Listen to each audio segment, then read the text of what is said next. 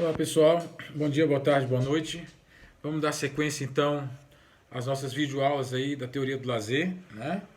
E o próximo texto que a gente vai abordar, continuando aí no livro Estudos do Lazer, uma Introdução, do Nelson Carvalho Marcelino, é o texto intitulado Conteúdo do Lazer, né? Esse texto, de maneira geral, vai tentar propor aí um debate sobre uma classificação das atividades de lazer a partir de seus conteúdos, o que facilitaria, por exemplo, o planejamento de determinadas ações ou o entendimento de uma educação para e pelo lazer, né? Vamos dar sequência naquela leitura do texto, que também é um texto pequeno, como é característica dos textos desse livro, né, do Marcelino. Então dá para a gente fazer uma leitura aqui comentada, né? Então, seguindo aí, vamos começar. O primeiro parágrafo fala assim, olha: a realização de qualquer atividade de lazer envolve a satisfação de aspiração dos seus praticantes. Já falamos sobre isso, ou seja, um dos motores, né, básico da experiência de lazer é a busca da satisfação. Há alguma coisa em comum entre o que se busca indo ao cinema ou ao teatro e que difere das razões que motivam o desenvolvimento de esportes, por exemplo. Então, se há em comum a busca da satisfação entre ir ao cinema ou jogar futebol, por exemplo, né? Essa busca da satisfação ela se dá por canais distintos da experiência, ou seja, a satisfação que eu tenho, o que eu busco indo ao cinema é diferente, a natureza da satisfação, o ethos da satisfação é diferente da satisfação que eu busco, por exemplo, praticando uma atividade física, um esporte, né?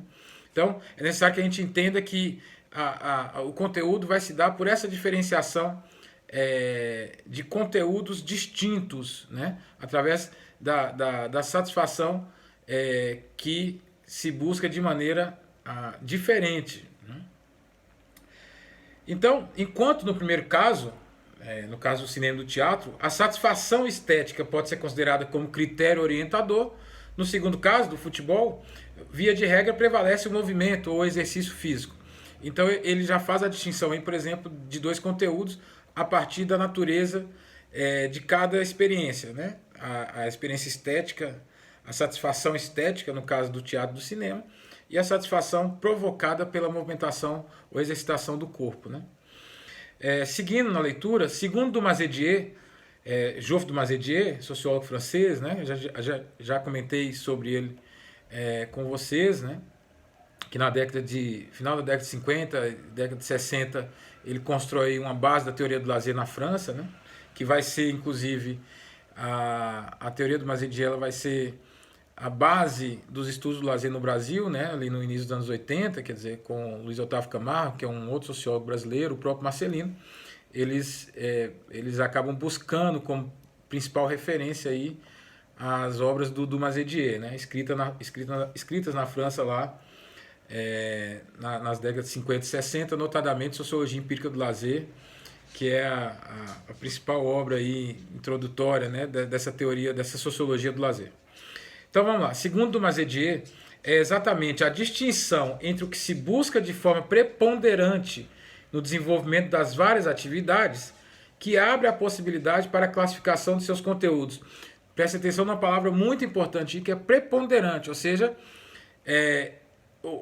a minha escolha ela é guiada por um critério da busca da satisfação, mas uma satisfação que seja preponderante, porque eu posso, vocês vão ver logo depois aqui no texto, que eu posso ter numa mesma experiência mais de um conteúdo acontecendo, mas que há ali uma satisfação prevalente, né? que no momento da escolha ela estava presente. Então, ela está acima das outras satisfações que porventura aconteçam, né? Isso vai ficar mais claro logo mais.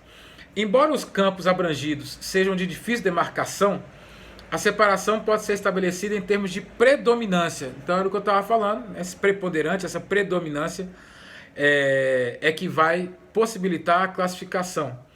Dessa forma, ainda com referência ao exemplo citado acima, pode-se argumentar que o domínio do movimento e do exercício físico também é um campo para manifestação estética, mas não de modo tão específico como no terreno das artes.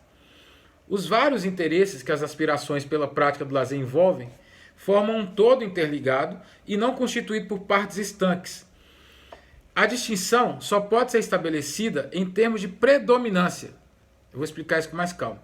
Representando escolhas subjetivas, o que evidencia uma das características das atividades de lazer, a opção ou a escolha.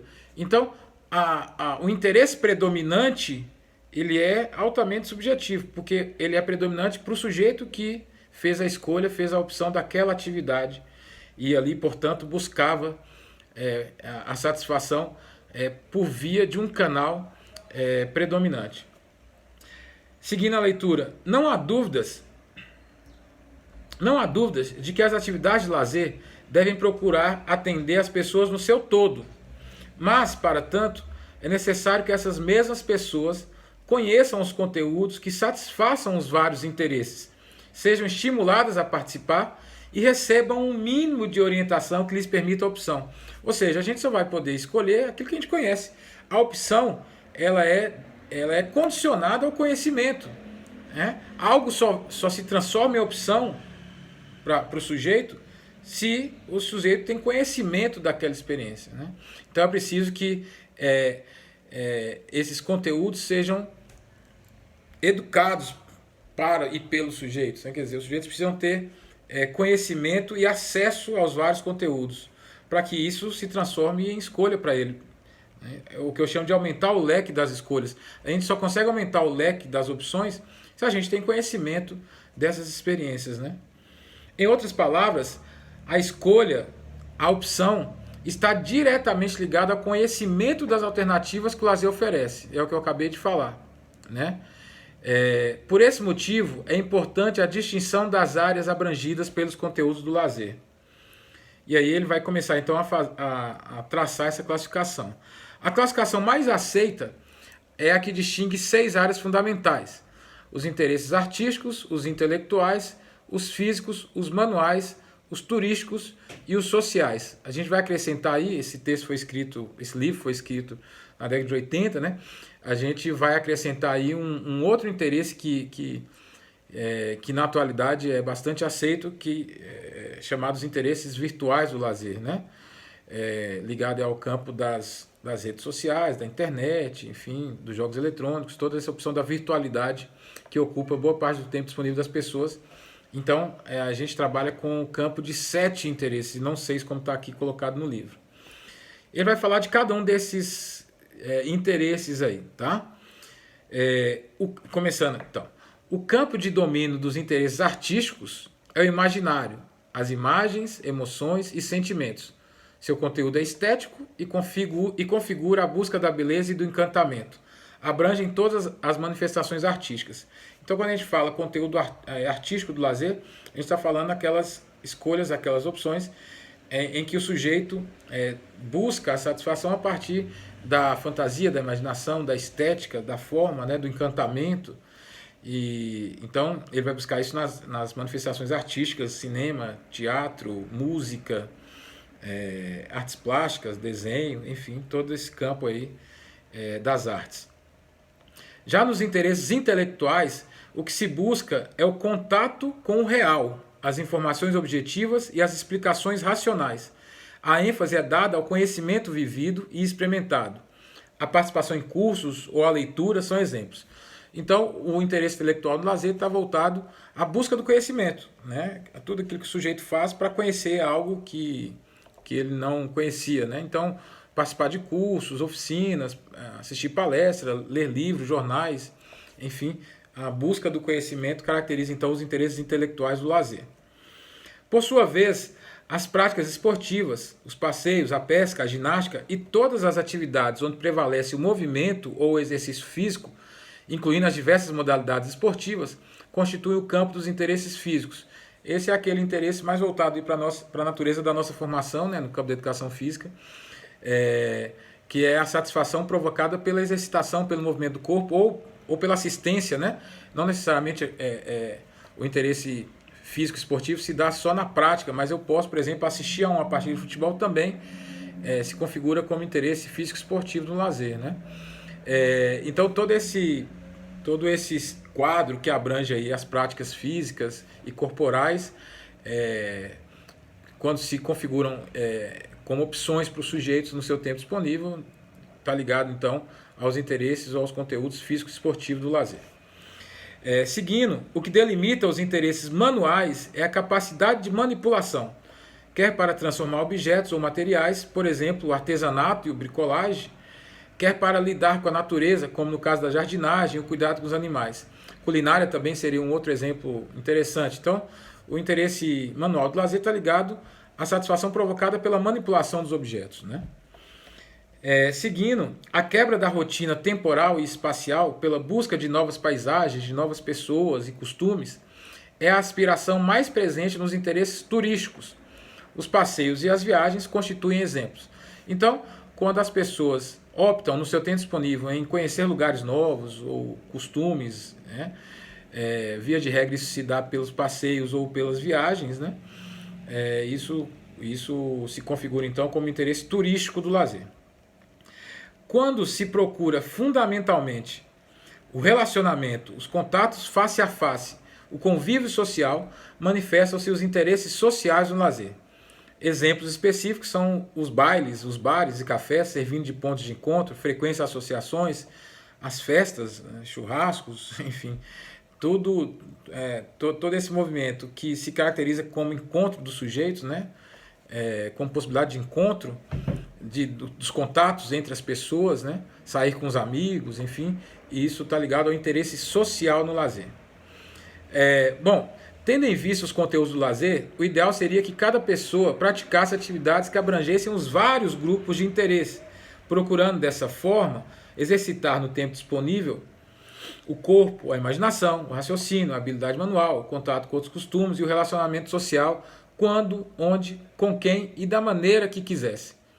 No entanto, o que se verifica é que as pessoas geralmente restringem suas atividades de lazer a um campo específico de interesse ou a poucos campos específicos de interesse. É o que a gente chama de uma educação empobrecedora para o lazer, né? Para o uso do tempo disponível.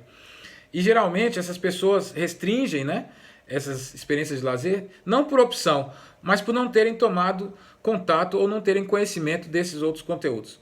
É o que eu chamo de educação do gosto, né? Educação para e pelo lazer, em que as pessoas precisam ser apresentadas às experiências para que elas possam então transformar essas experiências em possibilidades de escolha e opções de ocupação do uso do tempo disponível.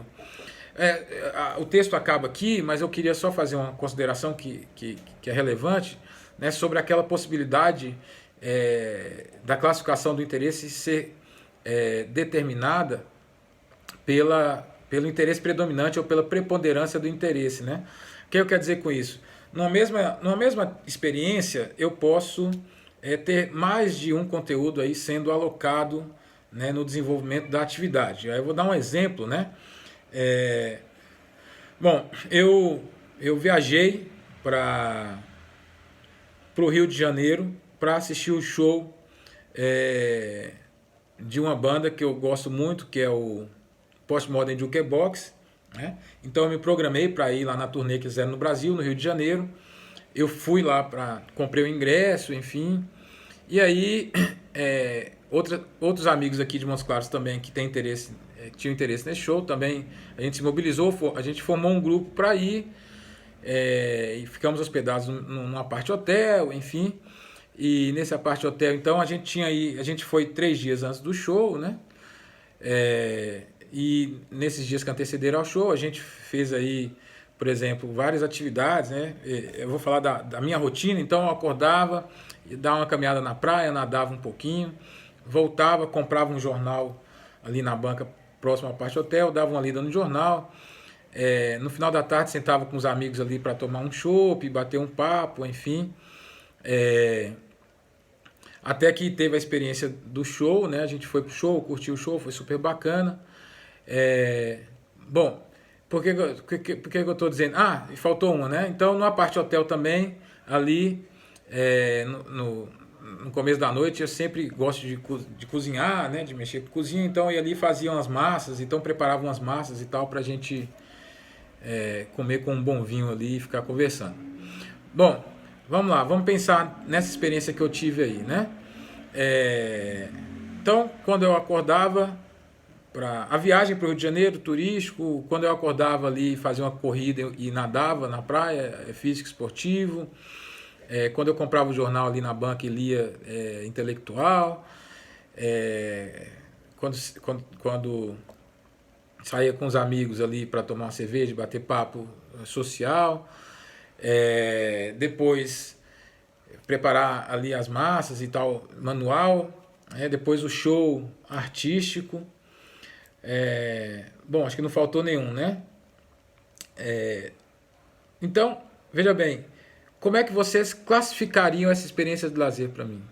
Eu disse no começo da minha fala que o que motivou a minha ida ao Rio de Janeiro foi o show da banda.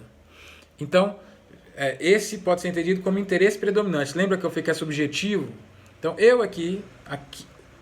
o que me levou ao Rio de Janeiro foi o show.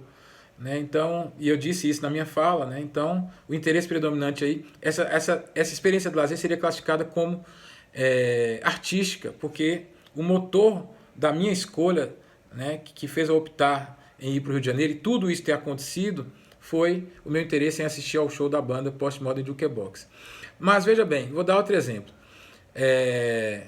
Eu fui ao Rio de Janeiro porque eu queria conhecer o Rio de Janeiro e, enfim, nunca fui e tal. E aí aconteceu tudo igual. Por exemplo, eu combinei com os amigos para ir para o Rio de Janeiro, porque eu queria conhecer a cidade. Aí chegando lá, eu corria, fiz tudo igual. Corria de manhã, comprava o jornal, fui no show da banda que eu gostava e tal. Como é que classificaria essa experiência? Essa experiência seria classificada como turística, porque o interesse predominante não estava mais em ir no show, mas em conhecer a cidade. Se eu deslocar também esse cenário, né, e dizer para vocês que eu fui para o Rio porque eu estava a fim de fazer um curso de vinhos que estava acontecendo lá no Rio, né, eu tenho interesse por vinhos, né, enologia e tal, e aí eu fui para o Rio junto com os amigos também e tal, não sei o que, aconteceu tudo igual, da mesma coisa e tal. Qual que seria a classificação que vocês dariam para essa experiência de lazer? Seria, no caso, intelectual, porque eu fui fazer um curso, então, indo fazer o curso, eu fui na praia, eu fui num show de música e tal, tudo isso aconteceu. Então é importante que vocês entendam de maneira predominantemente subjetiva, né? Ou seja, é o sujeito que determina o que é predominante, o que é preponderante para ele, né? O interesse que está acima dos demais, mas que a classificação dos conteúdos de lazer em determinada experiência se dá pela predominância do interesse. Tá ok? Então é isso. Espero que vocês aí na leitura do texto possam fazer outras reflexões. A atividade dessa leitura vai ser uma resenha crítica, então vocês vão apenas, depois de ler o texto e assistir o vídeo, vocês vão fazer aí um resumo comentado, né, do texto. Aí pode colocar dúvidas ou considerações que vocês considerem pertinentes e retornar lá naqueles canais de comunicação que a gente tem utilizado, e-mail e WhatsApp. Tá bom? Um abraço em todos e todas. Bom dia, boa tarde, boa noite.